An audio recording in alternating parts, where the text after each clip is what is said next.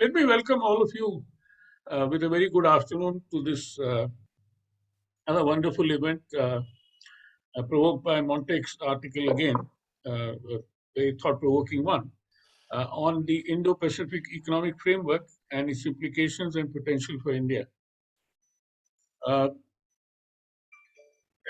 the genesis of today's webinar lies in a thought-provoking article on IPEF written by Montek in late May in the Mint newspaper, on which Cuts ran a debate on our e-list, and most of our panelists here have participated in that debate as well.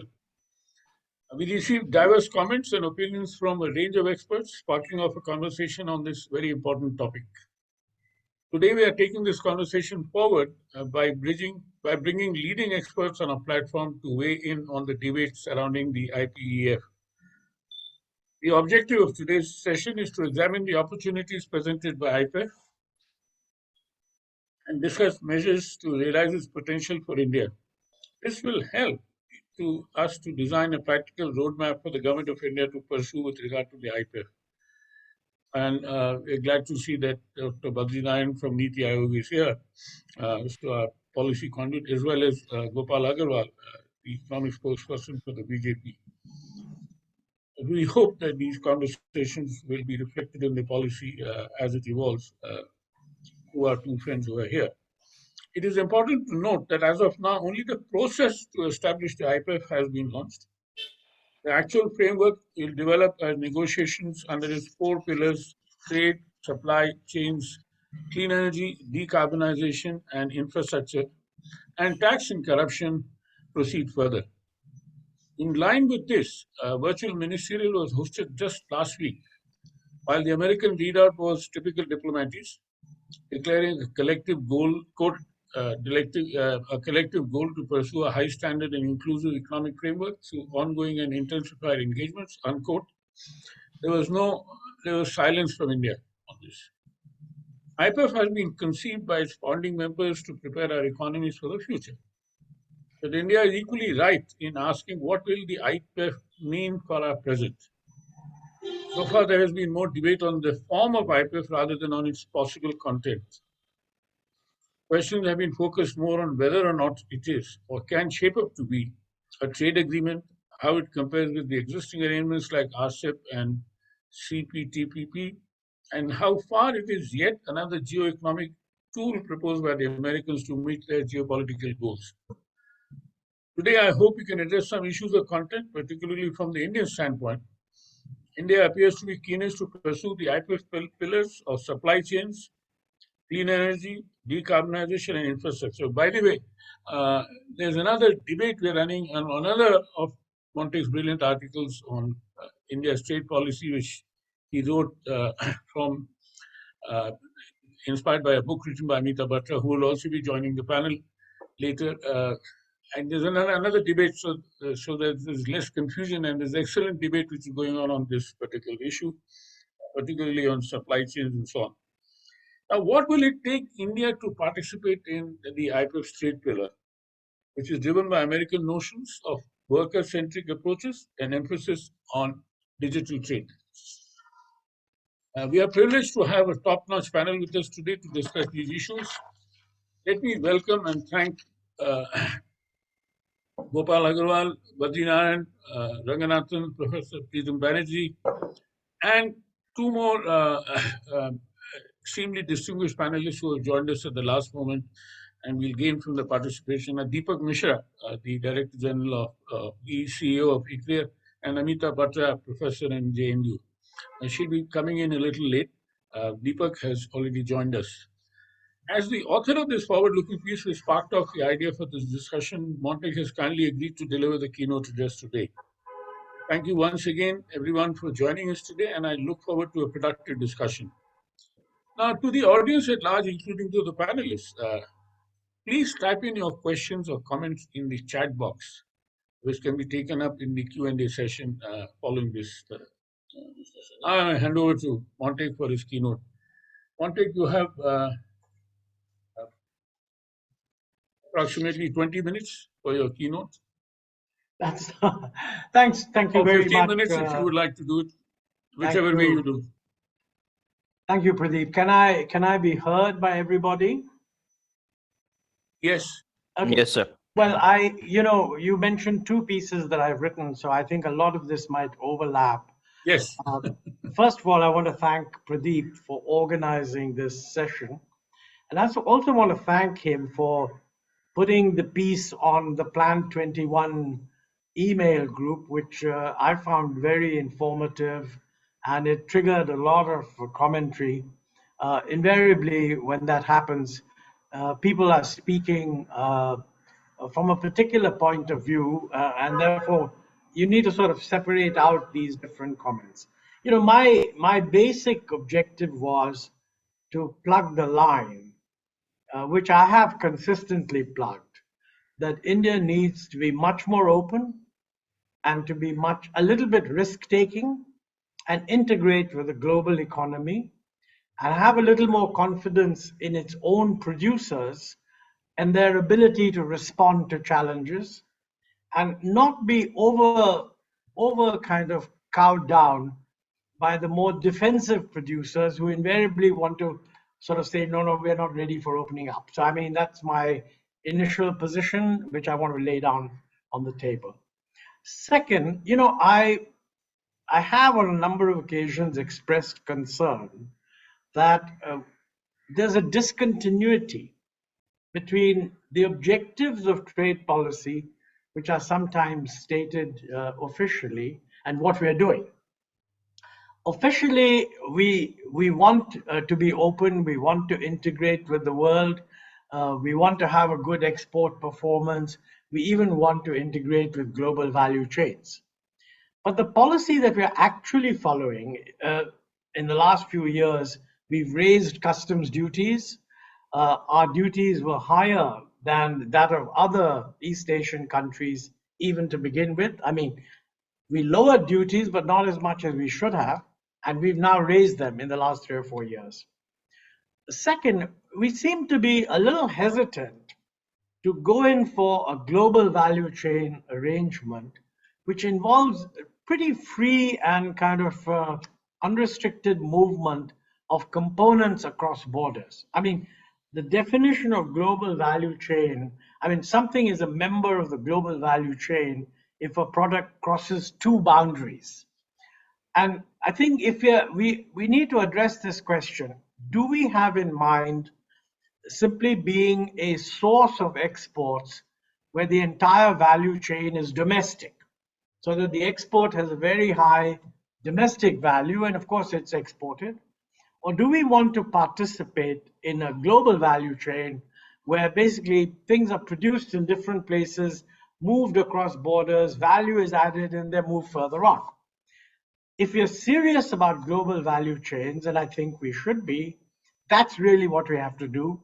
And therefore, this focus on what is the value added at each stage, which I think some commentators have raised, is in my view not relevant. I think one of the key things we have to recognize is that global value chains are actually, so to speak, constructed by lead companies which actually control all the IPR and critical supplier companies. Now, the lead companies are the ones who actually deal with the critical suppliers and sort of basically place orders on them. And they probably also decide where the assembly is going to take place. And then the whole thing is parceled out with further downward delegation and so on.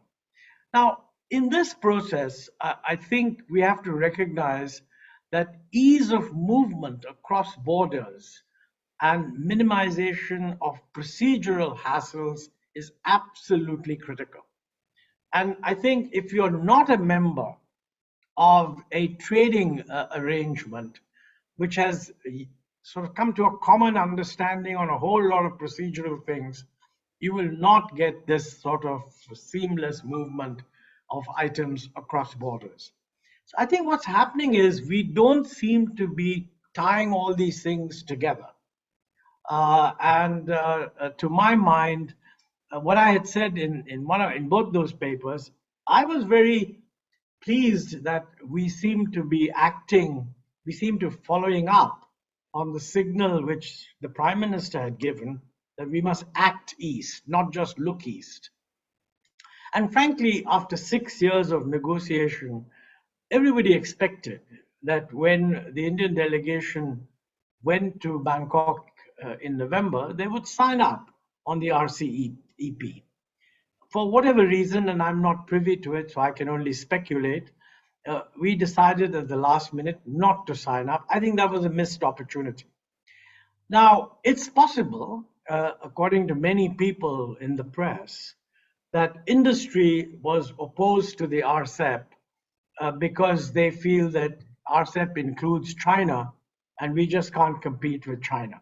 Now, I don't actually happen to agree with this view because other countries are competing in the global value chain. So quite honestly, if they can do it, why can't we? And I think RCEP had a fairly long transition period so that if there were domestic constraints that prevented our guys from becoming competitive, we would have had enough time to get over them.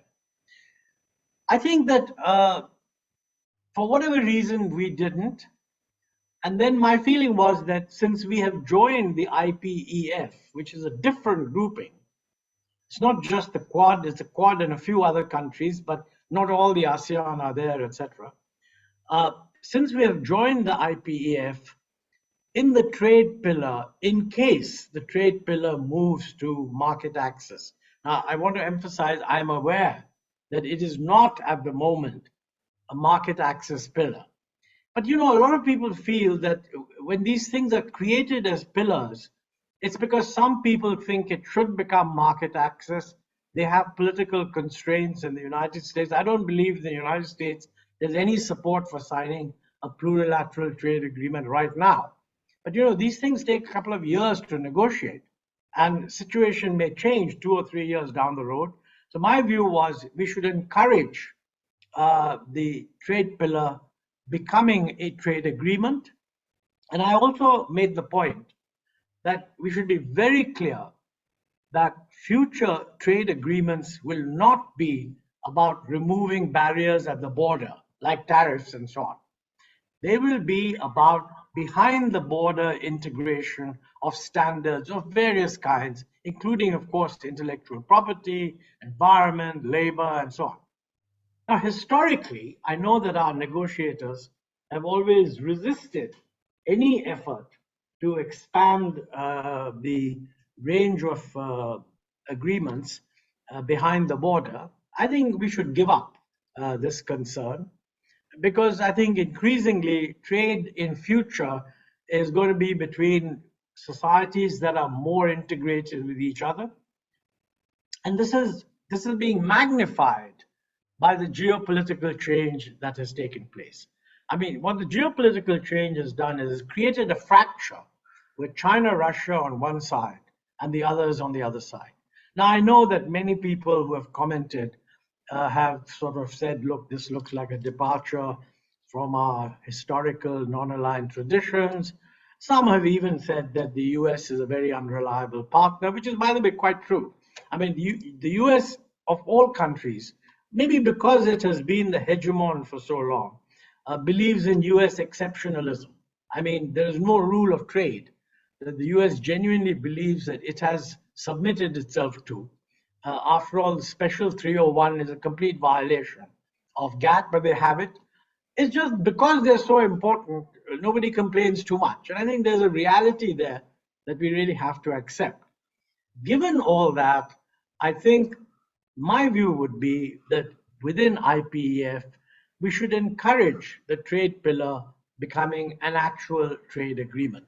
I see newspaper reports which suggest some lack of clarity because some of our officials have said, but this is not meant to be for market access. That's true. But I think since we have a foot in there, on balance, we are better off expanding it to market access. Now, if you don't want to do that, then the only alternative is to join the CCPT, which is what is left over from the Trans-Pacific Agreement, which is now led by Japan. and that doesn't have China. Neither IPEF nor this other one have China. So if our dominant concern was China, then we should definitely join one of these two. The idea that we will stay out of trade agreements while the rest of the world, for whatever reasons, is going down the route of trade agreements, in my view, would be totally self-destructive. So that's really the background. I just want to make one point that in some of the discussions, there are a few issues that have come up. Some people have said that, look, trade policy by itself is not going to be the answer. It has to be supported by industrial policy of some kind. That's absolutely true. I mean, trade performance is not just a function of trade policy. I mean, if you have lousy procedures and you have lousy infrastructure, but you have a perfect trade policy, you're going to get nowhere. So I have no doubt whatsoever that trade policy should be supported by very significant policy initiatives in these areas. But my point is that by entering into a trade agreement, you compel the system to adjust. I mean, that is really what China did.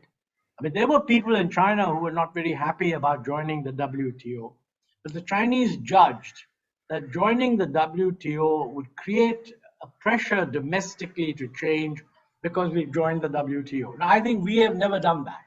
And I think that's a mistake. We should do that. And we should enter into these agreements knowing that trade policy by itself is not going to solve the problem. But the only way you're going to get high level attention to these problems is if you've joined into a trade agreement, because then you can say that, look, what are all these other people doing? Now, I realize that infrastructure takes a long time to develop, but procedures don't take a long time to develop. And I mean, we've been talking about this now for years. There is absolutely no earthly reason why we cannot, within 6 months, prepare a set of procedures which, for our condition, would basically make the Indian procedures world class.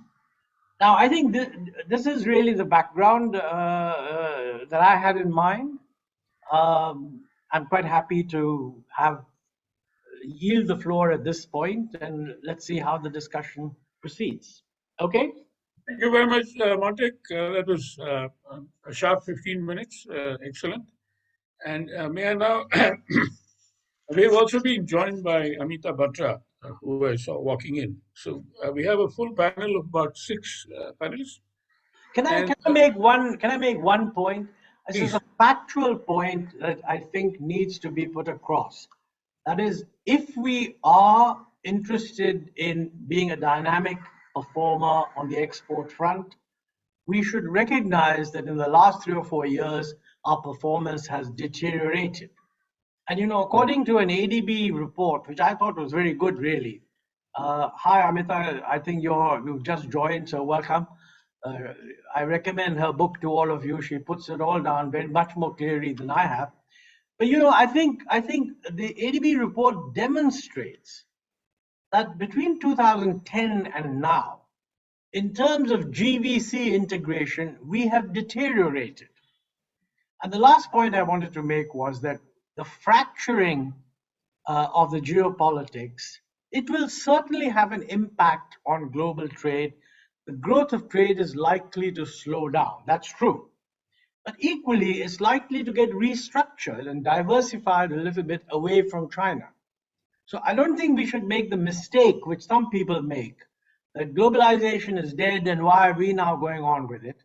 The fact is that the first stage of globalization has run its course. A new stage is now reopening. And that's a stage in which there will be an active desire to diversify away from China. That's a big opportunity for us, but we won't be able to benefit from those opportunities if we don't accept some of the things that are needed in order to do well in the area of GVCs.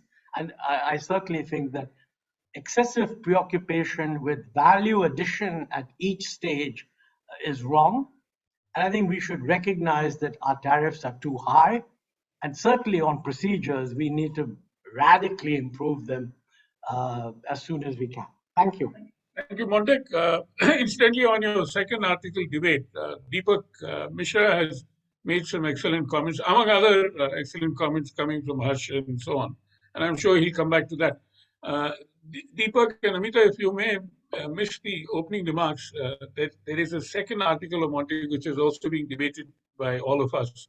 So let there not be a confusion between one and the other. There are a lot of overlapping areas, like the last one that Montek spoke about in terms of GVC and so on. Now, may I now we have six panelists, so I was requesting you to speak for about 7 to 8 minutes, and then come back for about 2 minutes before we open the floor. Now, the second round of 2 minutes is for you to respond to points which you may have forgotten or respond to some other panelists on any issue that the other panelists may have raised. That's how I've structured it. And the audience, again, you're welcome to, and you are invited to send your comments and questions through the chat box. Thank you very much. So over to you, Dr. Ranganathan. Dr. Ranganathan, I hope you have slides which look quite good, and I hope you can do it within 7 minutes. Thank you. Let me.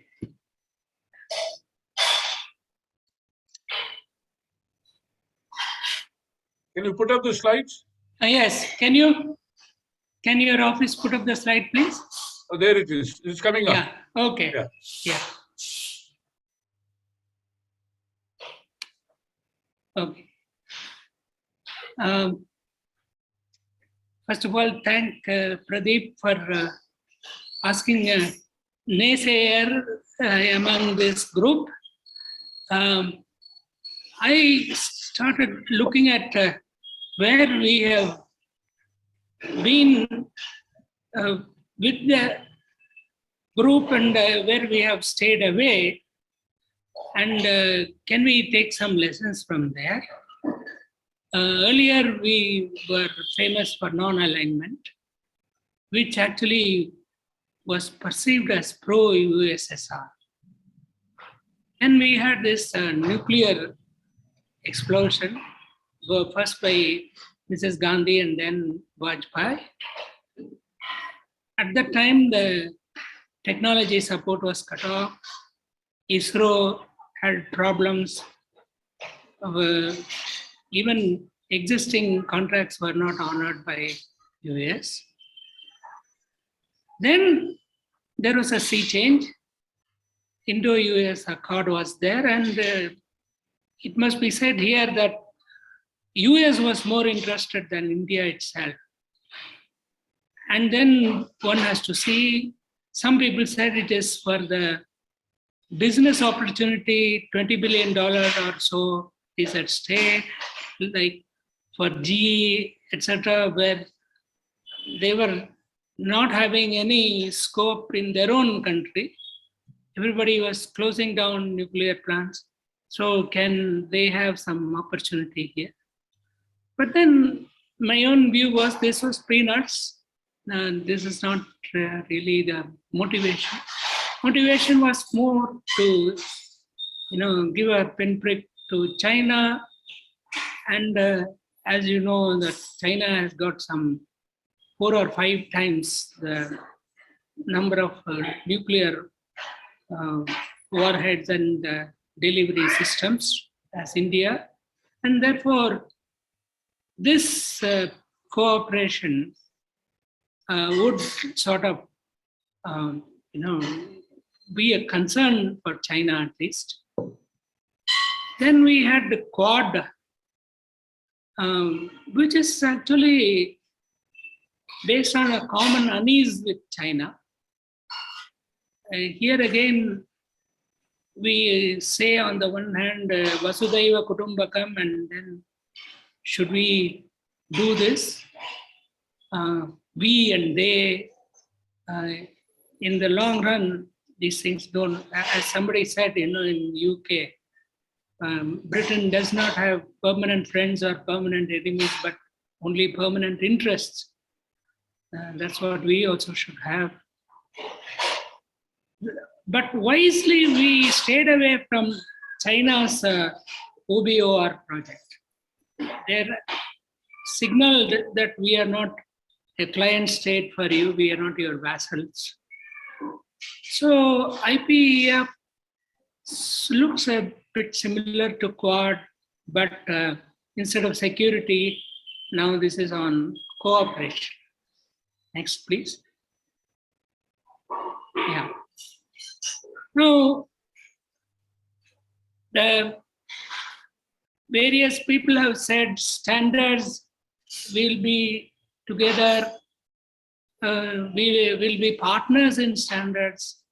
That again is a function of technology, not gone through in terms of cooperation agreements. Digital governance was the next point where there's a divergence from US.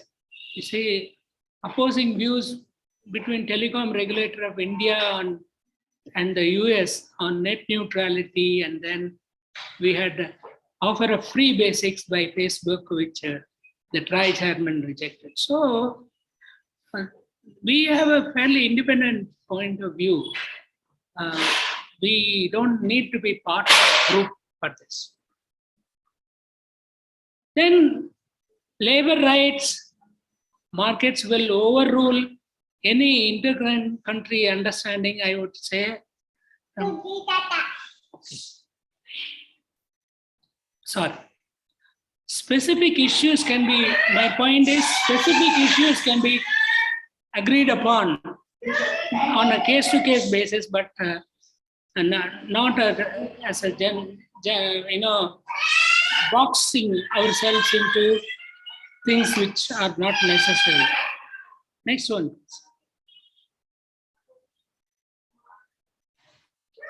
So this point has already been made by Montek himself that US is a strong unilateralist. They freeze other countries' assets and sanctions. So they write the rules and others follow. And in that situation, do we value our sovereignty? And now I'm going to talk mainly on renewable energy. Dr. Ranganathan, another 3 minutes, please. Yeah, okay. Yeah, next slide, please. Okay, so in this clean energy, my fear is that IPEF will push India in clean energy path and bankrupt the already ailing power distribution companies. Now, clean energy can be understood as a combination of private good and a public good. The particle pollution is a private good because we suffer, and so we have to take care. But CO2 emission is like a public bad. That means it is open to the tragedy of commons. And in this case, I would say, let it be the tragedy of commons, and let us take advantage of that. Because, we, ironically enough, along with America and China, we have the largest coal reserves, some 280 billion tons, enough for about 50 years or so. So to go in for solar and wind as against coal and hydro, to me, is not the right way to do. Next, please. In fact, Is this your last one? I think, can you skip this and get on to your more political ones? Basically, I'm You saying... have just about 1 minute left this time. Okay. My point is, people mislead you by saying the renewable energy has got almost equal to the cost of coal and hydro, which is not correct because it's an intermittent energy. So even when it goes to the grid, so the capacity is borrowed from hydro and coal, and therefore it will never be the same. And then you may wonder why the private equity fellows are interested in this because they're sure they can arm twist the government, So ironically enough, in India, even without IPEF, we are going for renewable energy, harming ourselves. See, and there seems to be a competition with China. Oh, we are going to do more. We are nowhere near that, but we are going to do more. Our rate of growth is going to be more. Next slide, please. Sir, you've already spoken for 10 minutes and there are other Yeah. panelists also. So if you Okay. can come to the more political issue that you wanted to raise, and I invited you particularly because you had many things against the whole thing. So I thought instead of getting deep into renewable energy, etc., which are all granular issues, if you can come to Yeah. the political issues. Political issue is that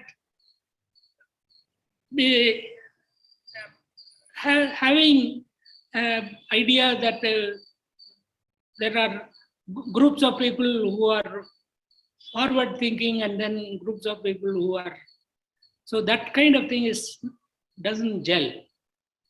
So there are no dictators and there are no free marketers and Democrats, etc. in this. Everybody has got their own issues. So we cannot make the division of good people and bad people, and we will join the good people. Thank you very much. Yeah. Okay. Thank you. Thank you. Can I move on to Dr. Ranganathan? Thank you very much for this very detailed explanation of your viewpoint. And I wish we had the time in order to go through all these details. But this being more like a panel discussion rather than a seminar, what we have to appreciate and respect is that we need to make some very sharp headlines on the views expressed by Montek in his article as well as in the debate which ran through. With that, over to you, Gopalji. 7 to 8 minutes, please. Yeah. Let's have an interactive discussion as far as possible. I will be very brief. Please, thank you.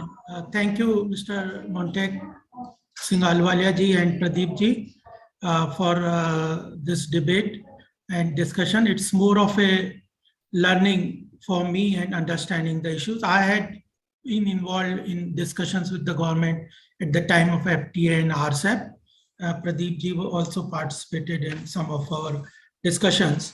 And after a lot of debate, there was issues which had been decided by the government. I would just like to tell two, 3 points here, Mr. Ahluwalia. One thing is, I think government is very clear on that we want to integrate into global value supply chain, and our trade partnership and agreement and with the European and US is very important.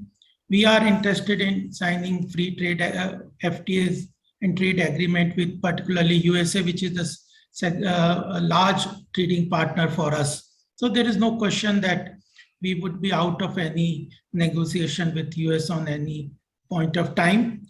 But one thing I just would like to mention is about the thing is that what is there on the table for India, that is not very clear to me. I don't know, government might be having that information, but at present in the public domain or my discussions with people is that we are talking upon the concept, and nobody will deny that multiple trade platforms, agreements, integration, bilateral trade agreement, they are very good for any upcoming country or for their economy. So what is there for us on the table is important. Second is that thing is that the government at presently, we are thinking, as Mr. Ahluwalia, you also said, that we need to not only look into trade agreements, only trade policy as a issue for economic development. We have to see about our industrial policy, logistic policy, infrastructure policy, e-commerce policy, electronic manufacturing, digital location. All these are very important. And what our industry have been telling with our experience on FTA and thing is that domestically, a lot of reforms are still pending in our economic sector, whether it is land reforms, whether it is labor reforms. We have seen the way agriculture reforms, which were everybody on the economic front agreed, but the political compulsions did not allow those reforms to take place. Even labor notification is pending. So issues of political concern, political economy is very important. And our domestic industries say that first we have to strengthen our logistic cost is so high. So we are working on this route that we have to strengthen our industrial policy. All these policies the government is working on. Due to this COVID and other thing, it has been delayed, but otherwise the government was in a very advanced stage in putting out industrial policy, which is at present only we are following 1948 industrial policy. That has to be amended. It was last amended in 1991. The new policy draft framework is ready, but it has not been implemented. New logistic policy is required so that cost of transportation is reduced. So these are the things that the government at present is thinking. They are also very important and are precursor of then only we can open up the industries to such kind of competitions. But still, we cannot be out of the game and rules of the trade at global levels, because we are not the deciding factor on the rules of the game. Rules of the games are decided by many countries. And the last point that I would like to say is about this, is about the concern. I have seen the discussion. Amrita ji was also there, I think, on the WTO negotiation, etc. And we saw in earlier times when WTO agreements, we were part of that, and agriculture was opened up and included, services was included.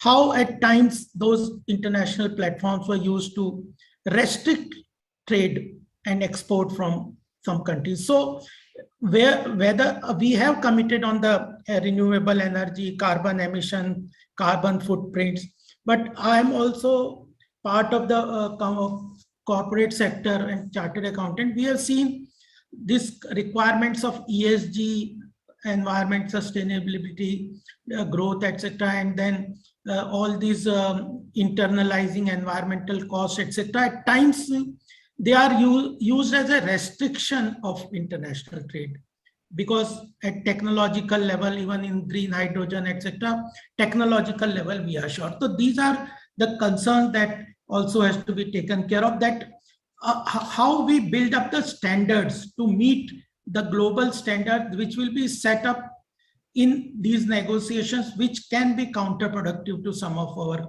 industries. This is also a concern which, if the cuts and you are taking this forward, so these concerns can also be looked into the papers instead of focusing only on its importance, which is, I am very clear that the government is clear on this issue that we need to integrate, but when and how is the question. And the last point I would also mention for those who are here from the corporate sector or the economic sector or business communities, about the issues of global taxation. We are facing several problems: base shifting, profit transfers. These are very complex situations where slight changes in the global taxation requirements can be very counterproductive to our resource generation. And these have been used by many countries. So these concerns are also to be incorporated into our digital marketing, electronic manufacturing, e-commerce, all those things, and localization of data. So it's a complex issue that the government is having on its table. So I think these issues, taxation policies, domestic reforms, what is there on the table, how these global standards on emission, carbon footprints are meted out in these negotiations. So with these things, more clarity is required, and platforms like cuts and etc. can help the government and all of us to understand the nitty-gritty of this. But ultimately, we agree that we have to go to global integration. Our manufacturing sector can only progress where there is a global integration, like automobile industry or pharmaceutical industries, generic medicine, etc. Those industrial sectors where we have integrated with the global industries, we have seen a huge growth in those sectors. So with this, Thank you very much, Gopalji. thank you.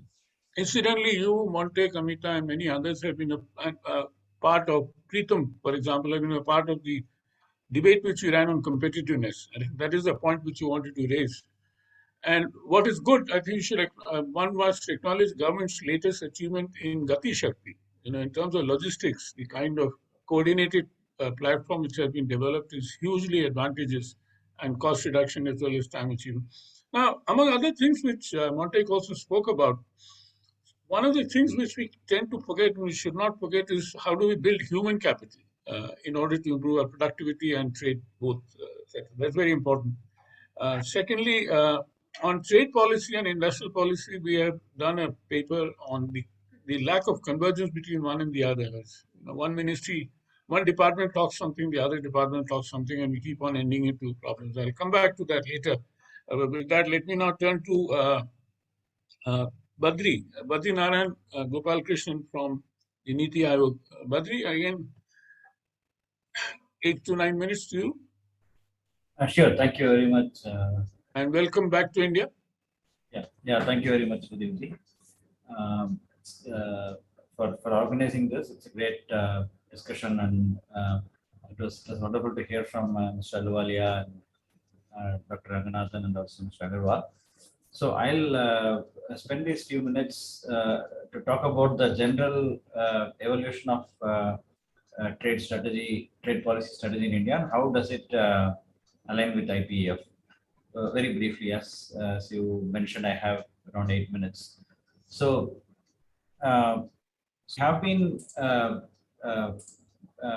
participating in the multilateral trade negotiations, and many studies and policy analysis they have suggested that we have gained a lot from WTO, like in terms of tariff reduction, in terms of market access, and so on. So that is going on at one level, and we have seen a lot of ups and downs in the WTO. And in the recent past, we were thinking that it's not progressing going anywhere, and finally in this last ministerial we saw some progress, and so that's one aspect. The multilateralism is still alive, and India has always been advocating for rules-based international trading system, transparent. So that is going on at one level. The second thing that is happening is that over time, trade definitely has been expanding. Exports from India has been expanding, and the last year we had the highest export revenue from India. Although some of it is due to the price increases globally, still we do see that the share has increased visibly, India's export share in global trade. So that gives us that's not much of an outcome, but more of a development that provides some confidence and some courage and some kind of export optimism or trade optimism in the trade. So I think these are all some positive things that are happening. And now, of course, the multilateral system has its own challenges. That is why we are, without getting into the details there about it, it's all about how you have different concerns about unfairness, structural concerns. Then there are some procedural concerns, and how tariffs have been falling, but then non-tariff barriers and others are increasing. So those are all different things one can keep discussing at length. But now that overall consistent efforts on multilateral trading system leading to some outcome, but at the same time not progressing much further, has led to many countries to focus on regional trade agreements and professional trade agreements. So now, of course, IPF is not a trade agreement. Trade is not an explicit part of it, and US has very clearly mentioned there will be no tariff reductions, no trade agreement that will be part of this, mainly to avoid the domestic tensions, particularly in the US, because they have to go through the Congress, they have to get the congressional approval and so on. So that is, IPF, but still there is a trade component here. Trade is an important pillar. That's why I'm talking about the overall situation here. So now the recent surge in the interest in PTAs across the world. Across the world, it has been, you can say, a couple of decades, there has been a proliferation of free trade agreements. Of course, there is a lot of debate here as well. The nodal ball effect of the theory that says that, when you have too many PTAs with too many rules, and that's actually going to be less conducive to trade than, it can be a stumbling block rather than a building block. But that's again for another day's debate and discussion.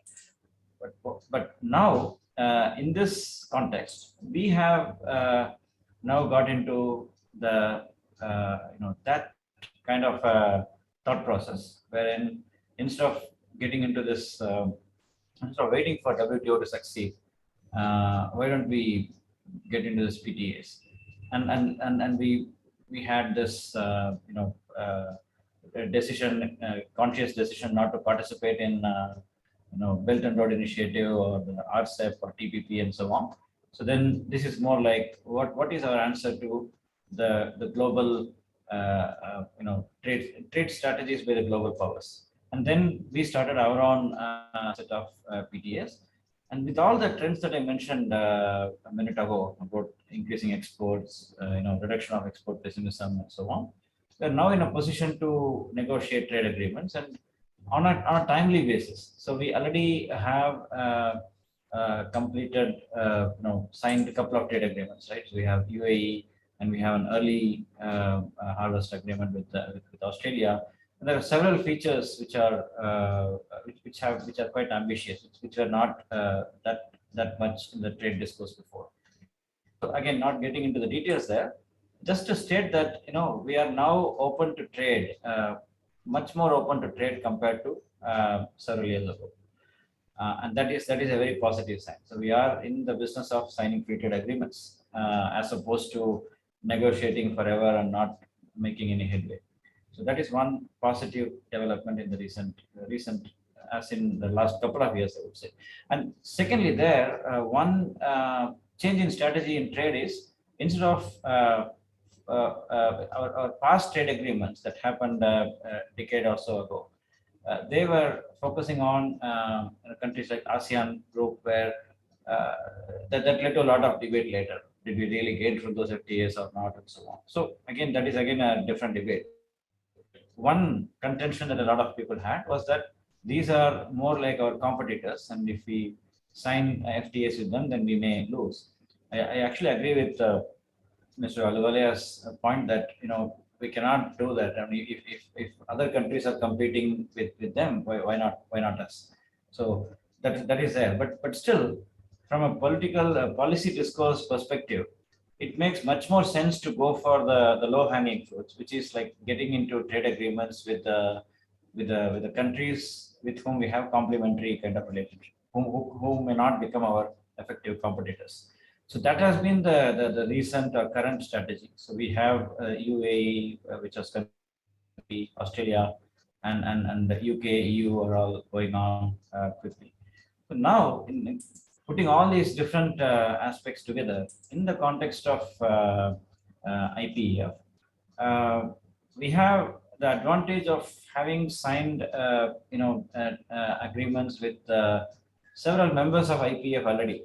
So we have Australia done recently. We are in fact negotiating a much more comprehensive agreement now with Australia, and we have already ASEAN FTA, which of course is a little contentious, but we have an agreement with them. It is operational, and that is in ASEAN. Now some of the ASEAN countries are also part of IPEF. We have a trade agreement with UK, which is in advanced stages and may be signed in a few, in the near future. With all these things, in place, IPF becomes a great forum for India because we already have these good relationships happening. US, of course, is a Pradeep, would you like to conclude? difficult. Yeah, It's about 10 minutes now. yeah. Oh, sorry. I'm concluding No, now. not at all. Not at all. Yeah. What you're saying is excellent, but Yeah. if there Sure. are other Yeah. panelists, let's hear them also. I've pretty much come to the I'll conclusion. come back to you. Yeah. So the broad conclusion I'm saying is that we have the advantage of opening up trade with certain countries, and we are going forward in that direction right now.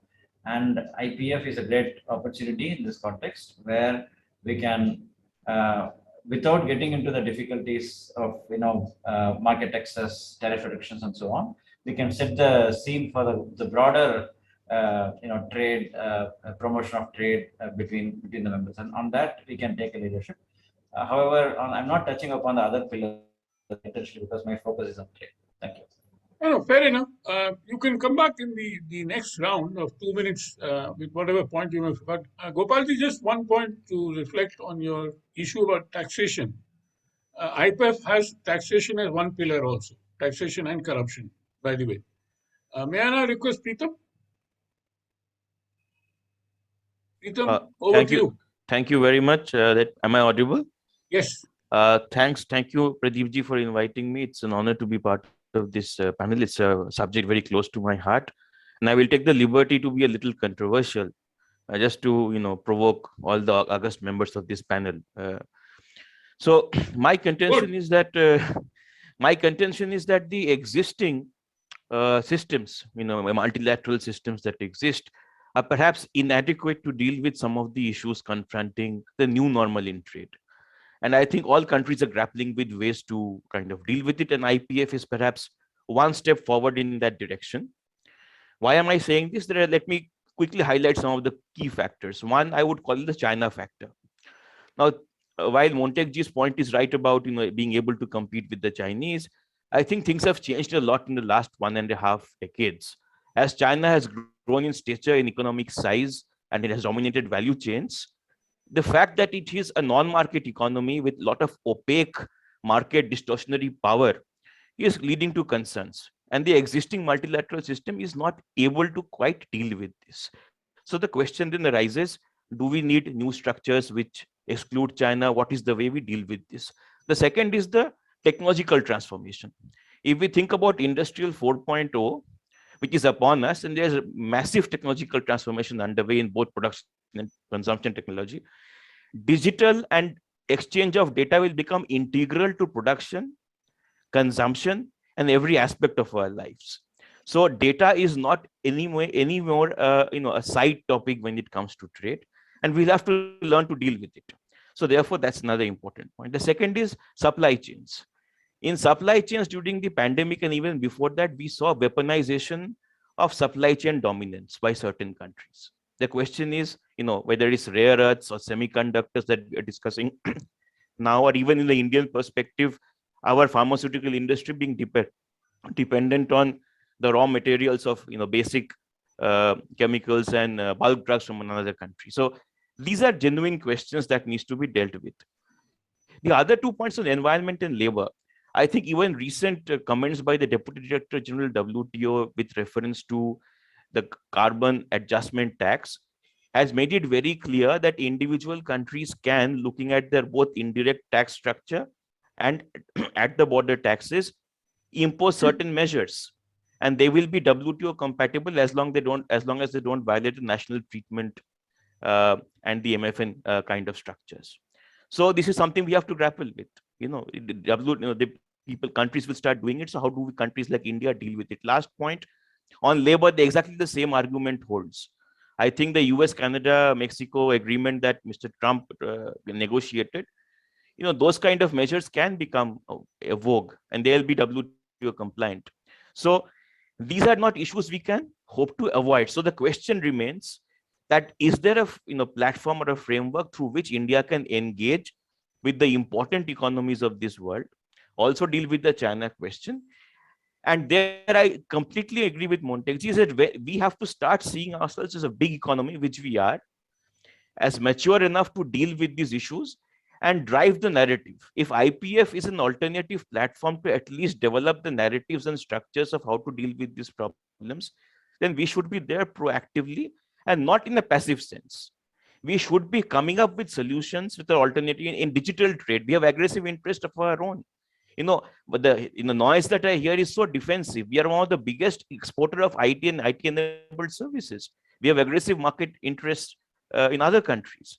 So data localization, is it really in our interest, or are there constraints that we would want to see in it? So these are the questions we need to grapple with, and I think IPF provides us with an opportunity. The framework, the structure, etc., is being debated. Why can't we also, along with the US, take a lead in it? Now, the other question is, I think two important players in this is India, because it represents one end of the spectrum. The other is the US. What is US's intentions?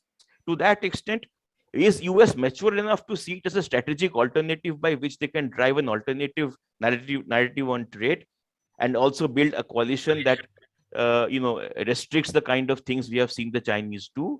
Or will they treat it as an extension where they can push all their agendas on digital trade, on labor, environmental standards, that was forced down the throat of Canada and Mexicans in the US-Mexico trade agreement?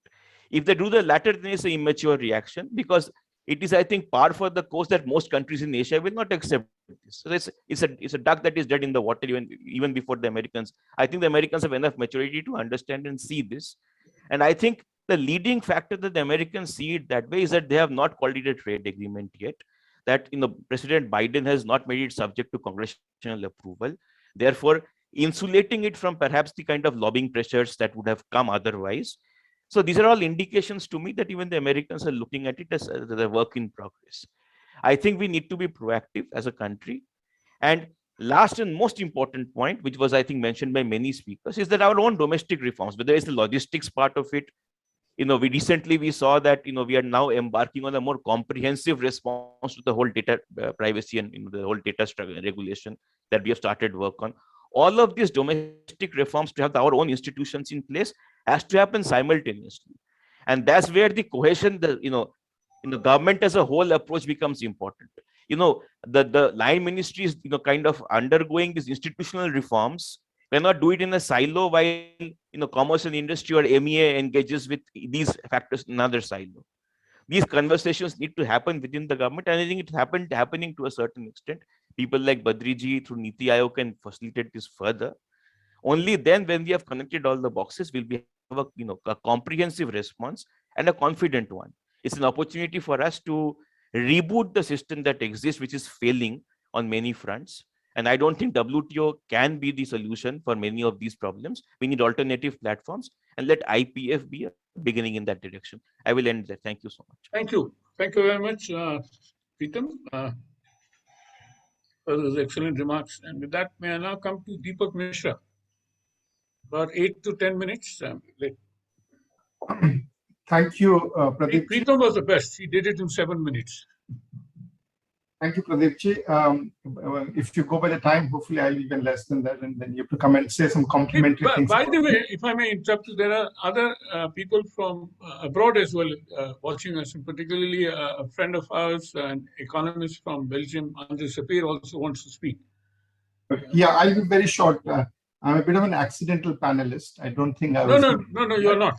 But no, thank you for this. I think let me just begin by saying that. You're not the only one. Amita is also in the same league. Let me begin by saying that, I've on and off working on India trade issues for the last 20 years. And I felt that, India has been an unwilling globalizer all its time. Our politicians, economists, policymakers, default position is why open? Why liberalize? There must be some agenda out there.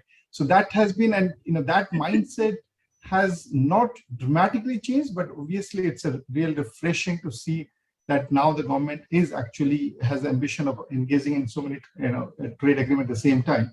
I'll make 3 points. I think the first point is, if I look at India's last 2 decades of reform, I do feel that the trade reforms and the domestic reform have often been misaligned. They're not pulling India in the same direction. So, during the early 2000s, when post NDA 1, with a massive, increase and significant number of trade agreements were signed, but that's also the period when our domestic reforms are slowing down, or there's a bit of a policy paralysis at the end of it. Then it paused where we did a lot of domestic reforms, but very little trade liberalization opening. So I do feel like for trade to work, it needs two to tango. You need trade reform and domestic reforms happening simultaneously to take advantage of it. And India has never moved in both with the two cylinders firing at the same time. So I do feel that this is a really good opportunity, having done a lot of the reforms in the last 6 to 7 years. At least if you look at any of this competitiveness ranking, World Economic Forum, or the defunct World Bank indicators, everywhere you see India has done quite a significant improvement. But so to me, this is a really good time to test our ability to compete globally. So I would say this is a really great time for India to get a much bigger return on the trade reforms than it has ever been in the past. So I would actually join hands with a lot of the people who have an optimistic view about India's trade policy and the impact on it on growth in the future. The second point, which I think Pradeep you mentioned, and I want to bring it that, and I'm actually referring to the second part of the the discussion that you had on the whole trade policy volume and value debate. And I feel like again, our trade policy and industrial policies haven't pulled us in the same direction all the time. In fact, they have been very misaligned. To give you, and I was actually living in Vietnam when Samsung came to set up the factory. And this is between 2010 and 2013. Vietnamese had very little information. They had no plan. It was completely accidental that Samsung decided to come to Hanoi and set their plants, because they were trying to diversify out of China, and they said we need one more plant.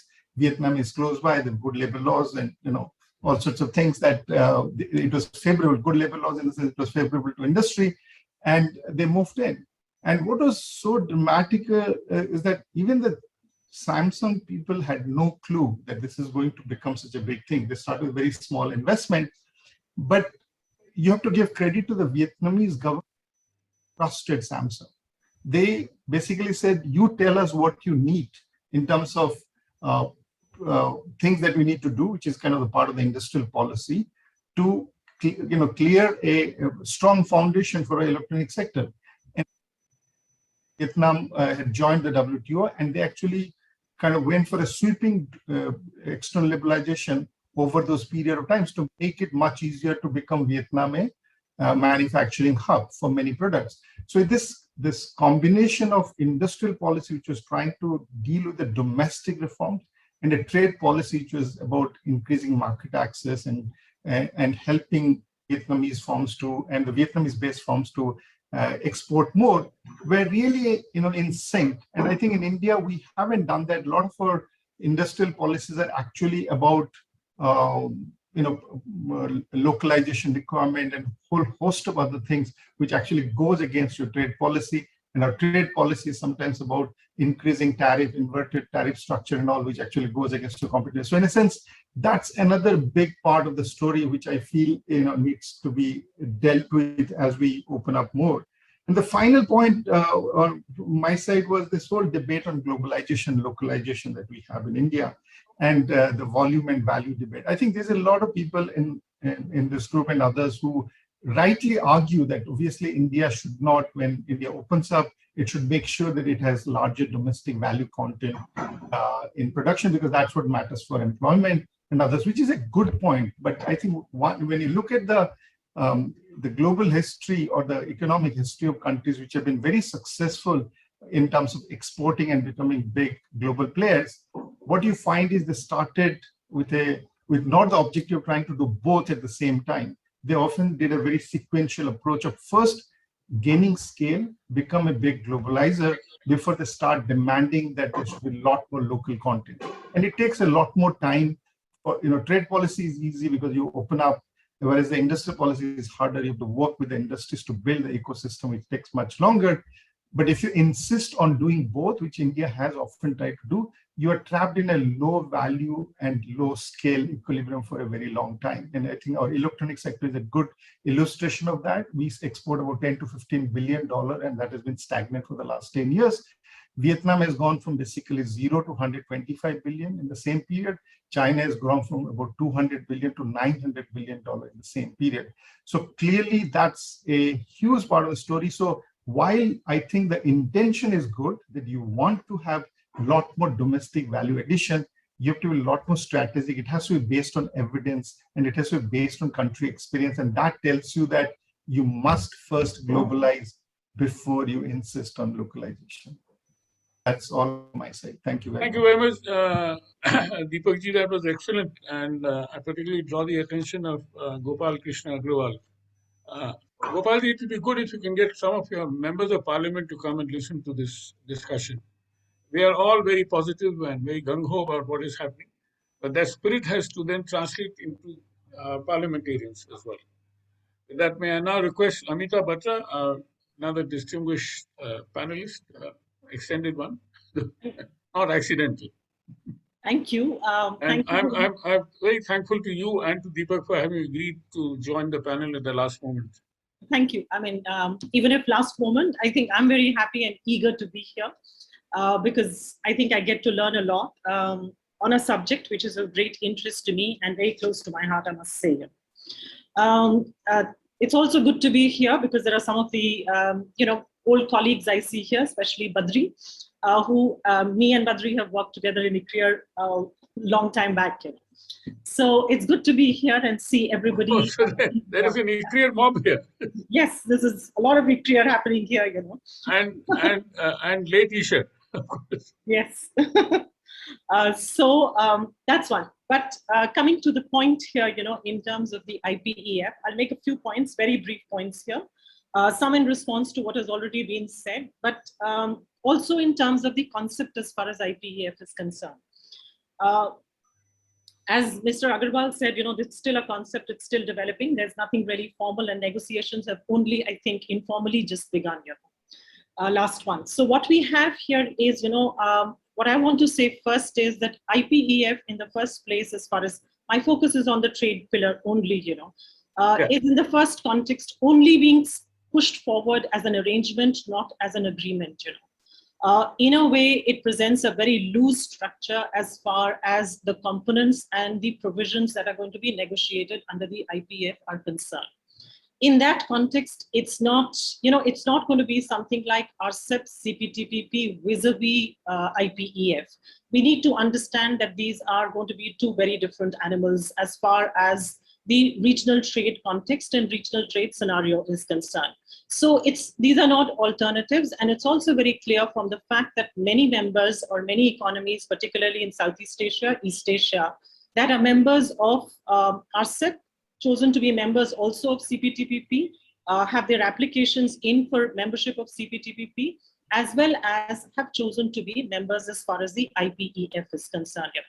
IPEF is guided more by strategic considerations and the geopolitical changes that have happened in the last few years than economics per se, but it's there to provide the economic leg of a strategic structure, that's evolved more so in terms of the Quad really pushing this forward, That's one.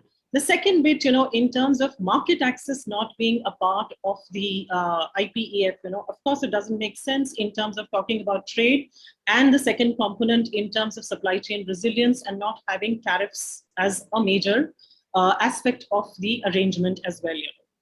Some of us would consider that this is an advantage as far as India is concerned, because India has been reluctant in its earlier trade agreements to cut down on its to offer preferential tariffs on a larger number of lines here. But my submission here is, and this is something that I would like quick work to be done. I haven't as yet been able to look this up, but this is what I read, and this is a quick survey that we do. That as far as, the argument that is being presented, one is, of course, the political argument here in terms of domestic constituency of the United States, but the other is also in terms of tariffs having been lowered on account of global, whether preferential, unilateral, or otherwise, through multilateral agreements, that we've had the coming down of tariffs between 0 and 5 on an average, and if applied world over, But what is also important here is to be able to work out, that there are certain sectors where the United States continues to have peak tariffs which remain relatively high, And in some of these sectors, India and other member countries like Vietnam, textiles and apparel, for example, footwear, for example, gems and jewelry, for example, all of we have an advantage, and there exist peak tariffs in the United States. We should be able to do a proper negotiations, ask for tariff inclusion, this to be formalized as an agreement, not shy away if the United States chooses to talk about tariffs also in this arrangement.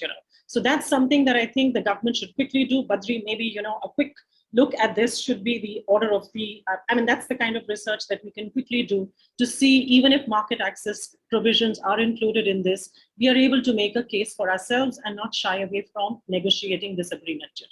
That's one. The second bit, about I want to make this point in terms of the strategic aspect, which is as far as the inclusion of the ASEAN countries is concerned. And here I want to say, that this is imperative for India, in the sense that as far as our alignment with ASEAN is concerned thus far, the linear progression that we've had from Look East policy to Act East policy, to what we have today, in terms of, in contradiction to what Badri said earlier, that we've got our agreements with ASEAN and so on, the agreement with ASEAN is under review. The review has not yet begun. The agreement with Japan is under review. The agreement with Korea is under review. And so as far as our trade agreements with countries on these, in Southeast Asia are concerned, and countries as far as Japan and Korea are concerned, these are not operational FTAs at the moment, They're all under review, with reviews either not having been concluded or being not yet being initiated. So this gives us an opportunity to align with ASEAN, in terms of what ASEAN is very good at, in terms of the trade facilitation aspect. That's one of these 6 or 7 elements that we have as far as the trade component of the IPEF is concerned. So, there are many components even to trade, so one should focus as far as trade facilitation is concerned, though my fear is that this trade facilitation is going to go according to the APEC guidelines as far as trade facilitation is concerned. We are not a member of that. Maybe we should also up our, preparation as far as renewing our application to the APEC is concerned. But coming back to ASEAN, I think this is also an opportune moment to align with ASEAN, because strategically speaking, as far as ASEAN is concerned, they are looking for India as a very active partner. And why is that so? Because ASEAN, I think, ASEAN countries particularly have been put in a very, very difficult situation at this point of making a choice between China and the US. As far as IPEF is concerned, it gives them no China. They're willing to enter that. But this is where India can also come in, they're looking for a partner as far as India is concerned. And we should be looking at ASEAN as a partner very actively here, because when multinational corporations today are looking for a China +1 or a China +2, I'm afraid they're not going to look at India as the first choice, but they're going to look at the immediate neighboring ASEAN countries as their first choice to relocate, So it is, it would be wise for us if we would look at the ASEAN countries as our partners in this arrangement, any other arrangement that we can, even if it's reviewing our India-ASEAN agreements, other agreements, to be really looking at aligning with this region, because it is that which will get us towards our objective that has been outlined by Mr. Agarwal of India wanting to be a part of the value chains. Regional is very, very important. This is the most dynamic region. This is where you have dynamism, both in terms of trade as well as value chains. So given the post-Ukraine situation that has arisen and where ASEAN countries have chosen to be a member of the IPEF, let us choose this. If we haven't proceeded with our trade agreements, as far as reviewing our trade agreements with ASEAN is concerned, let us move forward with this. This gives us another opportunity. So our position here should be to push forward for IPEF, to push forward for a trade agreement as far as IPEF is concerned, negotiate it more sensibly. Some of the other things that have been pointed out here, particularly as far as... Can you come back to it later? Okay, I'll come back to it Yeah. later. But Okay, I'll come back to it later. Thank you. Thank you very much. That was excellent inputs again. May I now request Andre? Andre, if you can please take the mic, put on your video as well. Andre, are you there? Hello? Andre?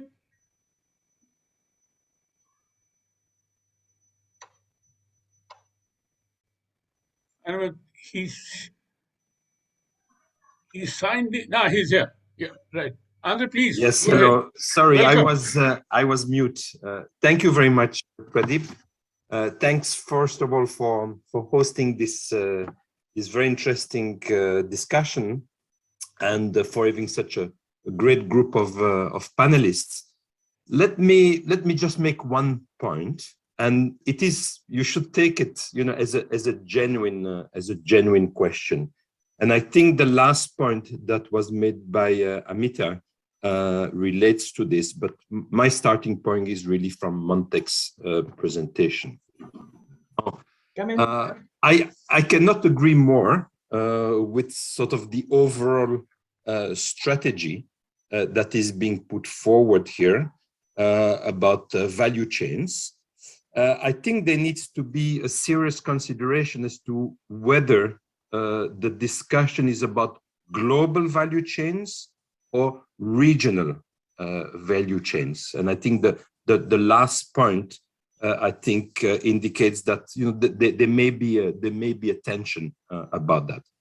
No, my question really stems from the fact, and I think Montek made that very, very clear. You know, wanting to integrate India more in the global economy, having as a starting point the fact that levels of protection in India is still very high. And I think that has been a difficulty in the strategy of engaging in regional agreements. Montek, you know, is advocating India joining CPTPP, and yes, I think that would be a good idea in principle. But I think one should remember that because of high levels of protection in India, anytime India would join a large grouping like CPTPP, it would create quite a bit of trade diversion. And the trade diversion would be vis-a-vis other partners, including obviously the United States and the European Union. And that, in a sense, would not go in the direction of global value chains. You know, India. I mean, one is often in this seminar made reference to China, and yes, you know, Montek, you said that China had a strategy in 2001 to join the WTO, but remember that meant on a multilateral basis, lowering very, very substantially external protection. And yes, it's only much later that China then and currently does engage in some of the regional agreements. And that is true for a number of other successful countries. The same thing for Japan. Okay, Japan had, you know, high protection, then it engaged into multilateral lowering of its protection. It's again only very, very recently that it did engage in regional agreement that go far deeper than what you can get at the WTO, and this is very relevant for global value chains. So I'm suggesting that I think India needs to reflect both on its multilateral and regional strategy. That if you have a regional strategy that focuses only on one partner, like CPTPP, you would create a lot of trade diversion. And that would not help in the goal of global value chains. I think you need to take that, you need to keep that in mind very much. Or you have to go a bit in what Amita was just talking about, you know, a more regional strategy. You give up on the really global value chain and you go for the regional value chain. But I think that is a choice that you need to make. As far as I'm concerned, I would think that it's more from India's perspective, it would be more valuable to to go for the global value chain strategy, but then keep in mind the danger of having a relationship with one of the partners, and what this would do to India's relation with the rest of the world, and not just vis-a-vis the rest of the world, vis-a-vis India's potential trade diversion and inefficiency that this may produce. Thank you. Thank you, Andre. Thank you very much. Montek, I'm going to request you to respond to the views expressed by various panelists before I get into the second round. But there is a question. Montek, there is a question also from the audience.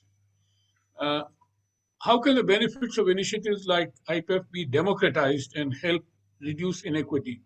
If we are able to put in place structures so that vulnerable can benefit, can the resistance to such initiatives reforms reduce?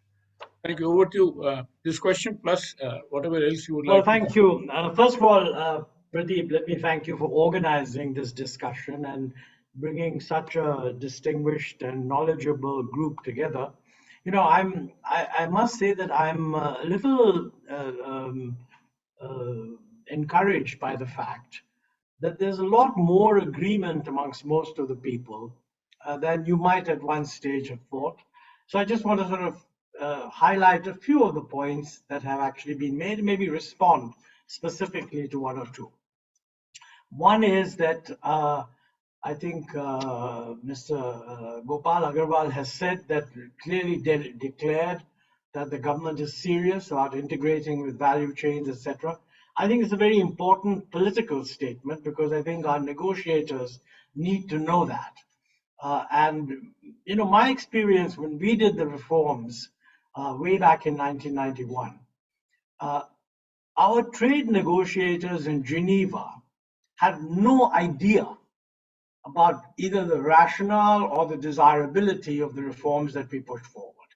So quite frankly, what Deepak Mishra referred to, you know, we have over the years developed a very negative image amongst our trading partners. And that is that we are not interested in opening up. We hugely value isolation. We have given it even a wonderfully convoluted name called protecting your domestic policy space, which all kind of looks good. It's not an image that we are competitive. We want to join the world, and we can demonstrate that we can compete in an open world. And the only area where we have done that, by the way, I mean, one is certainly in the services area, where our chaps have done a wonderful job and acquired a real reputation for it. Somehow this needs to be fed back so that what Mr. Agarwal said is the intention of the government actually gets filtered through into multiple levels of those who negotiate. I think this needs to be made a lot clearer, and hopefully it will be. It can only be made clearer by setting a clear political signal. And I think if this signal that we want to integrate goes across, I think it'll help. Second, you know, Andre Sapir made a very important point about global versus regional. Let me simplify it hugely. You know, when you have a country which integrates with another lot, and the first country has very high tariffs and the others have much lower tariffs, and you reduce the internal tariffs to even lower, 0 or something, then there's a massive trade diversion, because the partners that you have now integrated with get a much bigger advantage in accessing your market than you get in accessing theirs. Because if they have average tariffs of only 5%, and you come in with an access that you can bring products in at 0 duty, then your differential advantage compared to those outside the system is only that 5%. But if we have very high tariffs and join with some other countries, they have a huge advantage. And my solution to that, quite honestly, is we should lower our tariffs uniformly and independently of trade negotiation. The big liberalizations that were done in 1991 were not done as part of WTO. It's one of the most amazing misrepresentations in India, because The original liberalizers were told you're doing this under pressure from WTO. There was no pressure from, in fact, the real complaint, it's a legitimate complaint. We lowered tariffs, but we didn't lower the bound level of tariffs. And frankly, it was our intention that that ability to lower the bound tariff would be part of our bargaining space in the next round of negotiations. Unfortunately, at that time, the US regarded lowering the bound tariffs to applied tariffs as no advantage at all. Now, this I think was a mistake on their part, and it's a pity. But certainly, if we are going to integrate, we need to be able to lower our average tariff much below what it is. It's not difficult to do. I mean, let's face it, we're only talking about 10% adjustments in most of these things. And frankly, over 3 or 4 years, an exchange rate adjustment would offset that.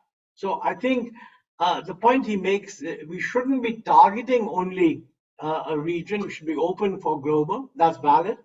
But I think it is true that, you know, the way the global value chain and supply chains have worked, this region, this is what Amitabh's point was, that the East Asian region is very, very important for that. So I think we should look at that, and what she said, I completely agree with, that we haven't started the review of the ASEAN Free Trade Agreement. You know, frankly, if you look at the agenda setting, I mean, I would go further and say that, look, you need to sort of look at a much broader perspective. And I really don't see why we shouldn't put on the agenda joining, let us say, the CPTT, which is currently there. I mean, it doesn't actually include the US at the moment. It doesn't include Europe, but it's quite possible that the US, over a 3-year period or something like that, may well join. It doesn't include China at the moment, or I believe China has applied. But you know, if the geopolitical fault line is important, it's quite possible that India would be a preferred applicant compared to China, and we should take advantage of that if we can. But otherwise, let me say that I take a lot of heart at the fact that there seems to be a fair amount of consensus that we need to move forward. Montek, there's another question from another very right economist at the Indian Institute of Foreign Trade, Sunita Raju, which I would like to respond before I turn to the panel. If we begin to accept that each country will work towards their interests, including India, there will be give and take, which requires India to prioritize its issues and be willing to open up sectors in which we are comfortable. It is kind of a motherhood statement, but be that as it may, we are negotiating open agriculture in Australia with Australia and digital trade with UK in exchange for concessions and services and movement of natural persons. So clearly our strategies and issues need clarity for making this an effective engagement. Yeah, you know, my own feeling is that I can see the logic of putting forward a claim on movement of natural persons. But I have a suspicion that that is one area where people will be very restrictive about. They might make some concessions, but not. I don't think this part of the trade, logically, it should be. I mean, labor's another factor of production. But I think there will be the usual consular reasons why progress will not take place very rapidly there. And frankly, I think if we should beware of the situation where unwillingness to move in that area is used by us to argue that the whole thing is unfair, so why should we move? I think we have to recognize that given the size of our labor force and skilled labor force, there would be huge resistances to anything other than a much more limited freedom of movement. Other than that, you know, in terms of which areas we go into, I mean, I'm not competent. In fact, many Deepak and Amitabh would be much better placed to answer that question. But I think it's a relevant question we should certainly address. Can I come to the panel for a minute or two each, if they want to respond to any point which was left over, or they would like to respond to any other point made by others? May I? Amita, yeah, 2 minutes. Yeah, just a couple of points, very brief. But on the last point, as far as services is concerned and movement of professionals is concerned, I think India has been too rigid for far too long as far as asking for liberalization only in movement of professionals is concerned. We need to move away from that. It's something else that I also talk about in my book, and something that is around the world now well recognized, that services that are part integrated, that are part of manufacturers, is what we should be looking at. Liberalization of those services along, that is those that are integrated with the manufacturing sector, because that is where we will really find the advantage as far as employment is concerned. Like repairs and maintenance, sales, marketing, branding, all of these are services that today get integrated into the sales of manufacturing products, and these are the services, liberalization of which we should start to negotiate for. In fact, there is a large, in the literature, there is a view, that we should move away from this kind of a silo approach to negotiating services and manufactured goods separately. These should be brought in together, because a large part of the value addition as far as exports are concerned is also coming today from services within or integrated with manufactured goods. So I think this is one aspect that one must recognize. Two, in terms of fear of China, as we've been talking about, that if China is the question, then we should not enter into, we did not enter into RCEP, maybe we should do CPTPP, and IPEF is good. China is the largest trading partner, has been so for most of the world. It is the largest trading partner. It is one of the major trading economies of the world. Irrespective of whether or not you sign a free trade agreement, you will have to compete with Chinese commodities. In fact, when you have signed the early harvest scheme with Australia, we have to keep in mind that the big concessions today that we are talking about, that we've gained advantage in, apparel, footwear, we already have 50% of the Australian market being cornered by China, part of it also by Vietnam. So you're already competing with Chinese commodities in Australia. You've opened up there. You've got concessional access to the Australian market through your preferential early harvest scheme. So if you're willing to do it there, why not just do it in other trade agreements as well? Fear of China not entering into agreements, I don't think is the right kind of approach when we are looking at trade agreements. China will be everywhere. It's an applicant to CPTPP as well. It will, there will be frictions, there will be, problems as far as negotiations are concerned, will probably be dragged on, but ultimately it may just enter CPTPP as well. As far as ASEAN and integrating with that is concerned, I think it's a proven thing, that as far as proximate GBC hubs are concerned, there is a certain advantage to integrating with a GBC hub, which many of the Southeast Asian, East Asian economies are. Through that, you gain access also to the global value chains, one. Two, proximity has its own advantage when we talk about integrating with value chains. So in that sense, when you have such a dynamic East Asian region, which is very dynamic as far as trade and GVCs are concerned, there is no reason that we should be avoiding that and looking at countries for trade agreements that are not necessarily hubs of world or global or regional GVCs. UAE, yes, gives us certain advantage in terms of increasing our exports, but it will not give us the advantage of integrating with global value chains. That's one. Two, we can find solace, in saying that, yes, in the last few months, last 1 year, we have increased our exports. Much of this is price effect. Two, the other sectors that have seen an increase, metals and metal products, chemicals, they are not value chain intensive.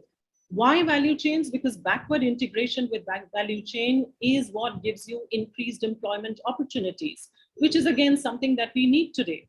And lastly, the bottom line, of course, remains that we have to, irrespective of whether we wish to integrate with global value chains or regional value chains, or through regional value chains with global value chains, tariff liberalization and cutting down, bringing down our tariffs with what has become the norm around the world is something that we need to do unilaterally. So irrespective, that's the bottom line when you have to enter into any kind of a trade agreement.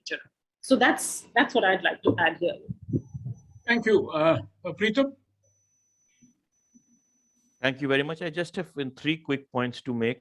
One, just to get back, refocus on IPEF, I would like to again posit that we have, as was pointed out by many, existing trade agreements like CTPTP, which can be one area where your traditional items, non-tariff barriers, tariffs, is a framework that already exists.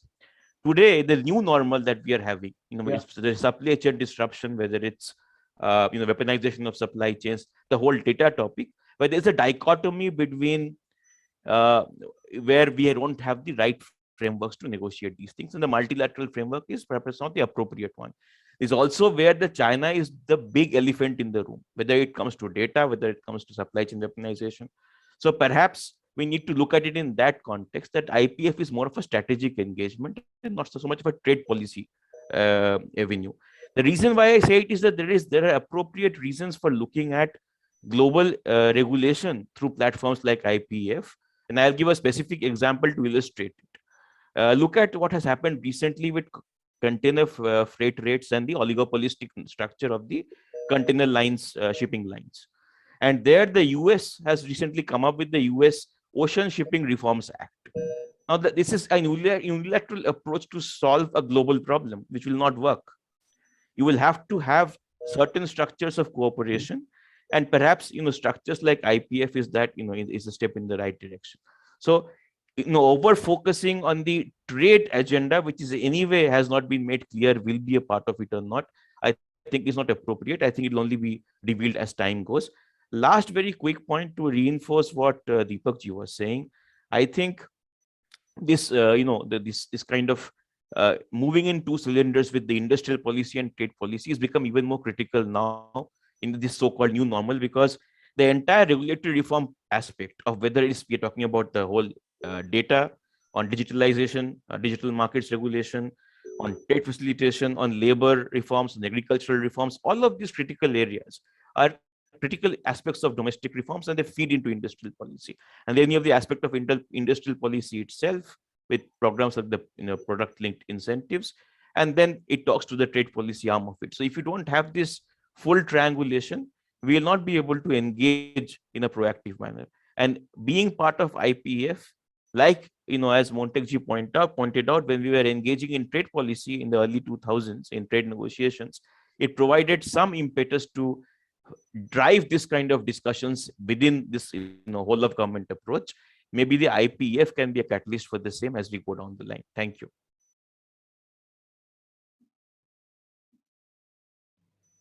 Who else would like to comment? Gopalji, please.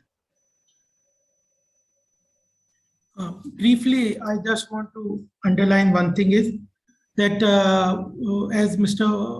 Ahluwalia said, that raising custom duty had been counterproductive, and for our MSME sector, we have seen that sometimes increasing the commodity prices has become a counterproductive, and government is moving towards slowly reducing it.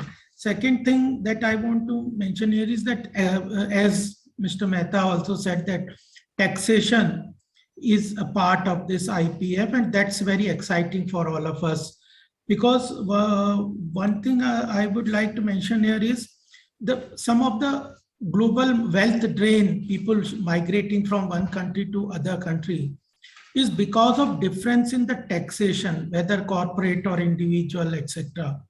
So if this negotiation is an important area where we can work on at the international level, so our taxation is required to be aligned with the global level, so that some kind of shifting of wealth drain does not take place, and this is an important area where we can work. The third is at the domestic level, I think the government is also focusing, and we also need to focus through our institutions where ESG compliance companies balance sheet should be made, so that investment, etc., also can come. So 3 points that I would like to say. Thank you very much. Would anybody else like to comment, Badri? So just a very brief point actually about the the free trade agreements in general and IPEF in particular here. Of course, it's not a trade agreement, but still the point about India's increased participation in these trade agreements is you can think of it in two different ways. One way is to be aggressive and get more and more market access and expand our trade horizons. It's one way of putting it. The other way of more realistic way of thinking about it is that we have lost a lot of opportunities in terms of trade diversions, because many other countries have had such agreements and taken away some of our potential export opportunities there. And now by being part of some of the trade agreements, we are minimizing those losses basically. So we are minimizing some of those trade diversions that happened in the past by getting into this. And this is in response to Dr. Amitabh's point, a very important point that she made about not the need for not to fear China in these agreements. So in fact, the very purpose of many of these agreements is to compete effectively with China, because by getting all this preferred market access, reduced tariffs and barriers and so on, we are in a level playing field with China, because China has already accomplished some of those agreements already. And now when we get into these agreements, we also get into a same level playing. So the limited point I want to make is that these agreements are not only for expanding our trade opportunities, but also to reduce the kind of isolation that we have faced to some extent in the past. Thank you. Anybody else? Deepak ji? I don't know whether we have any more questions from the audience. At least I don't see any in the chat box. Deepak ji, carry on, please. No, I don't have anything to add. Thank you very much for this invitation. It's a pleasure to be here. And I'm glad that there's so many ICREER and former ICREER panelists here. So thank you very much. Nothing more to add.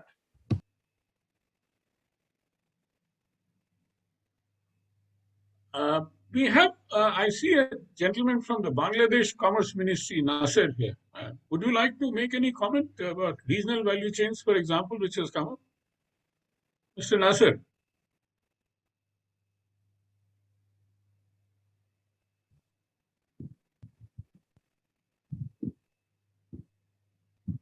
I don't think, well, he was here possibly and is not there on the table anymore. May I just Please. one point, I'm reminded of it, because as the last point on services and movement of professionals that was being made, movement of professionals, by the way, was included in the comprehensive agreement that India has with Japan. But it was also observed, that as it did not really result in an increased amount of movement, increased number of movement as far as professionals are concerned, because there were other non-tariff barriers that were brought in. So, one has to recognize that it's not so easy to be able to get absorption into the other professional space of another country, even if it is included as a provision in an agreement. There were problems as far as visa granting was concerned. There were problems in terms of language and assimilation in the society. Cultural differences were considered. So many of these have been cited in terms of people who did or wanted to move across as a consequence of the India-Japan Comprehensive Agreement. Thank you. Thank you. Just a reaction to that, Pradeep ji, if I may, 30 seconds. Please. So, Amitabh ji, one of the things we have always failed to recognize is that as far as Mode 4 is concerned, movement of people is concerned, what these agreements actually do is essentially make a commitment to the existing regime.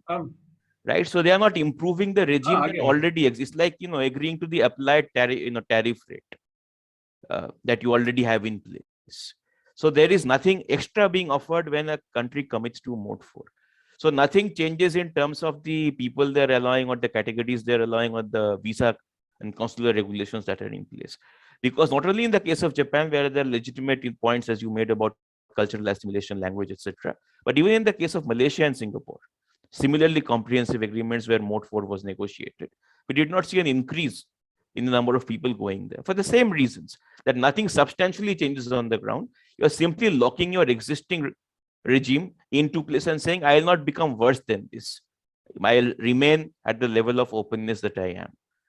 So that's one of the reasons why, and you will never get more than that in mode 4 exactly for the same reasons Montekji pointed out. These are there are significant consular and other reasons, and I think post-pandemic those have only been aggravated. Anyway, we are moving to a mode 1 model. I mean, most of us are working from home. A lot of us are working from home. The entire business models for the industries where we would want to, where your skilled labor would want to be exported, that is transferred. That's why I was, underlining this whole point about the new, paradigm shift in technology that is happening in production models and consumption models, both for manufacturing and for services. And the whole digital aspect and the data aspect is so central to it. If you think about computer-aided manufacturing, if you think about 3D printing, if you think about remote manufacturing, all of which are no more aspects of science fiction, they are mainstream technologies that are being used and will ramp up substantially, transforming the way supply chains work today. Digital becomes a centerpiece of trade, and our reluctance to comprehensively address it we need to really do that. Otherwise, we will be in a difficult positions in the years to come. Thank you.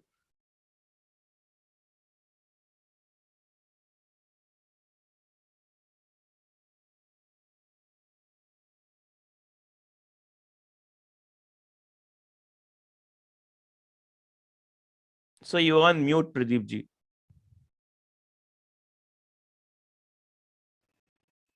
There is a question from Shagato Ganguly. Indian exports are picking up, but that seems to have dropped off currently. Is this a consequence of India's high tariffs? Can we expect further growth in export given India's present trade policy? The question is open to any panelist. I don't think it is a one can directly ascribe causality to India's high tariffs for our fall in exports. There are multiple factors Right. at play over here, and in terms of actually increasing our exports with our current trade policy, I think a lot needs to, and I would defer to Deepak ji and Amitabh ji on this. But we also need to look at the structure of our exports that exist today. A lot of our exports is led by 4 or 5 sectors in terms of value. That has changed a little bit over the last 5-6 years, but has not changed substantially. We export mostly petrochemical products, pharmaceuticals. We export some engineering goods, and then there is a whole range of textiles, yarn, fabric, and a big chunk of gems and jewelry, which is in between the value chains there, and that remains our export basket largely. So and a very substantive part of that petrochemicals and that whole aspect, which is I think 15 to 20% depending on which year we're looking at, is dominated by one firm, maybe a couple of firms at best. So that is the structure of exports that we have today. And in order to drive, and that goes back to the whole industrial policy and value chain integration, I think there's a lot more that needs to be done in terms of diversification and becoming competitive in other sectors that will drive exports much more than trade policy, because as was pointed out, the applied tariff rates in many of our target markets are not significant. So trade policy, where they will go from whatever that small amount of applied tariff is to zero, the incremental advantage of that in terms of additional market access space for Indian products probably not going to be very significant. Besides some of the tariff peaks which Amitabh ji rightly mentioned in sectors of interest to us. I'll end there. Thank you, Preetam. We have 2 more well-known economists from abroad, Arne Melchior from Norway, who are our friends, and Mia Mikik. May I request both of them if they would like to make any comments for about 5 minutes? Arne and Mia, I hope you're there. I see you logged in.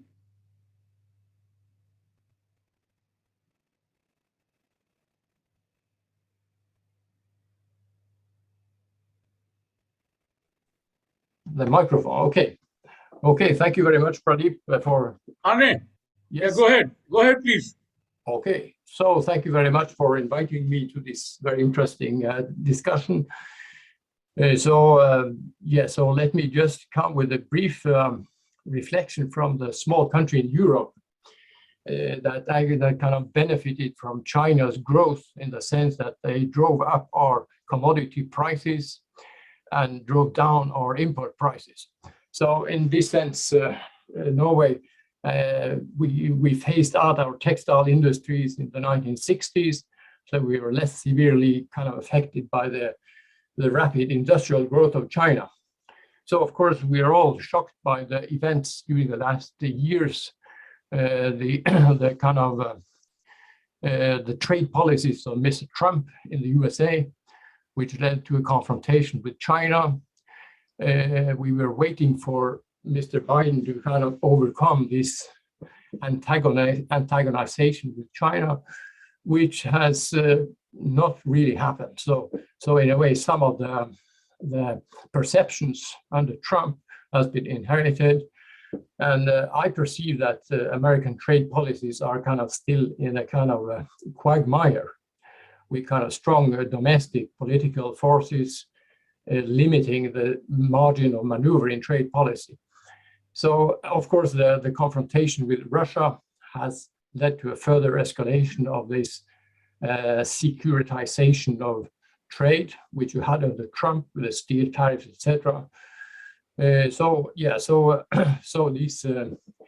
my kind of maybe naive perspective from Norway is that we have not exploited the potential for dialogue and the use of the multilateral system. I think there is something to be achieved with China, for example, in the field of subsidies. So with a serious dialogue in the field. So my kind of signal, since the arrangement is about US power politics in the world, is that we should not support maximum antagonism with China.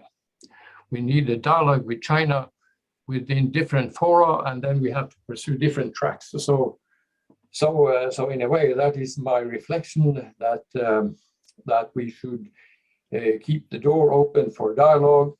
I also think that the experience over the last 30, 50 years is, of course, that Asia has been the engine of the world economy with the fastest growth. That can also happen in the future decades. So the policies related to Asia are of key importance for Europe, USA, and of course for the Asian countries. Yeah. So that's my message. Thank you, Arnie. Thank you very much. Mia, are you there? Mia.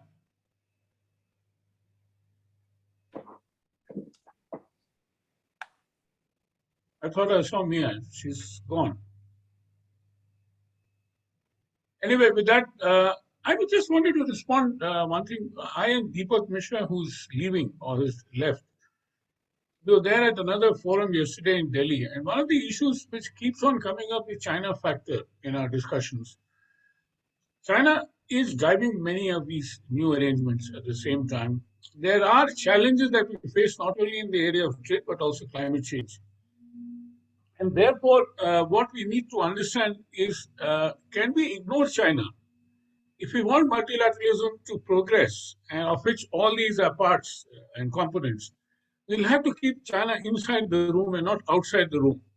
Outside the room, they will only become more spoilers. And for keeping them inside the room, then we'll have to think about how do we become frenemies rather than enemies. That's the other thing. Okay, fine, we can't become friends, but let's not remain as enemies at the same time. One way or the other, the MC12, for example, at the WTO, which happened, we had this problem of Russia and Ukraine, yet people met in the negotiating rooms in order to push forward the fisheries subsidies agenda. People were worried whether you can have a fisheries subsidies agreement without Russia in the room, and it finally did happen. So if people decide that, look, in spite of the fact is that there is animosity or anathema, you cannot ignore each other. You have to bring it inside the room and then take a very clear view, whether it's compartmentalized or comprehensive. Then how do we move forward in this thing? And as I said, one of the things which the Indian Prime Minister, Honorable Narendra Modi, has said very clearly, and of which we are great supporters, is how do we boost multilateralism? And for that, the agreement at the WTO was a great achievement, that at least it did not backslide. It has moved forward. Climate change is the next issue. Now, this issue is coming up in the G20 meeting, which will happen in India next year, of which India is the president. And so that was the issue where I and Deepak were there at a meeting yesterday organized by a civil society forum in order to guide India as to what would happen. And that is the point which I made, is that you cannot ignore China. And ignoring China would be at your own peril. Let's not forget, they still are a large part of the global economy, large part of the global population, and large part of the global geography as well. Having said that, we have to live with that. I don't know what is happening in Taiwan, for example. And we can keep on talking about many of these things. Saber rattling will continue. At the same time, we cannot ignore having a dialogue with China. Thank you very much. And may I request Bipul? Bipul, are you there? Bipul Chatterjee? Bipul? Yeah, please. Last remarks. And before that, I must thank my colleague Advayot for having organized this, or did all the background work for this particular event and other events before, and there will be other events in the future as well, which I'll come to. Bipul, over to you. Thank you. Let me thank all panelists, Dr. Mr. Ahluwalia to begin with, and of course others for this fascinating discussion. I think we have got more inputs from it rather than as against finding answers to some of the questions which are there in our mind. And getting these inputs are also important in order to make incremental progress on this debate and discussion on how we can have better trade integration. And Mr. Mehta has repeatedly referred to another debate which is going on in a number of our forums, where I think Mr. Wolf, Martin Wolf, he has summarized it very, very nicely the other day, I think yesterday, that what India should do. So if we can follow those wise... On Deepak Mishra's comments. Yeah. If we can follow those things, of course, there are political barriers or political hiccups, I would say, that will arise. More than that, I think is which all of us need to understand, particularly our political class, current regime, is that all these reforms are good. The content there is no issue with the content, but it's the process of reforms. That's where I think we are faltering. We need to be more open, more consultative with the larger set of people, including civil society organizations. Of course, there'll be some lunatics. We know who they are, and we can ignore them. That would be a good thing to do. But there are also sane voices who we need to engage with in debates and discussion. After all, we are a democracy. We are not like China. And we value our democracy. So on that note, let me thank all of you once again. We are the 75th year of our independence, and I hope that the next 25 years are going to be very, very critical, crucial for our benefit, for our development, for all of us, not just we Indians, but for the global community and humanity as a whole. On that Thank you, note, Bipul. Yeah, Bipul, just one postscript to what Bipul said. As I said in my opening remarks, there's another article which has been written by Montec, India's Trade Policy, based upon Amitabh's book, excellent book, which is recommended highly, and so are we going to recommend, except it is priced very high, and I hope she gives us one. 12,000 rupees, my God. So, having said that, we'll probably summarize both the debates. There is an excellent debate which has happened on this particular article, which refers to Amitabh's book, and this particular debate, and we'll run it as a singular debate at a later date with the same community, including Arne, Andre, and Mia. Mia has gone. So we have some excellent participants in this group so far, and particularly Gopal Krishna Agarwal from the economic spokesperson for the BJP, and hoping that he would be able to get hold of some of the party apparatchiks and or MPs to come into this particular debate so that we are able to orient and educate them better about why it is important for India to open up, and that so many of us are all gung-ho about India being able to do it. And as Monte commented on Gopal Krishna Agarwal's comment that we're open to global value chains. If you ask me, and there's one thing which has not come up in discussion, are the granular details of value chain. It's mind-boggling. Pritam would know what I'm talking about. Now, many of you theorists may not know what are the granular details. What nut goes into what bolt, what kind of spanner will be needed, 32 spanner or 28 spanner or 22 spanner. Now, all that is a matter of detail. All that is a part of value chain. So we'll have to find a way as to how manufacturing can be sort of conjointed cross boundaries. With that little long postscript, I must also continue to join Vipul in thanking all of you, and that in another month's time we should be able to have the second debate on this particular thing based on both these excellent articles by Montek. Thank you very much. Thank you. Thank you, Arne, for joining. And Andre and Mia in absentia, and Mr. Nasser from Bangladesh. I don't know why you didn't speak. Anyway, thank you for joining.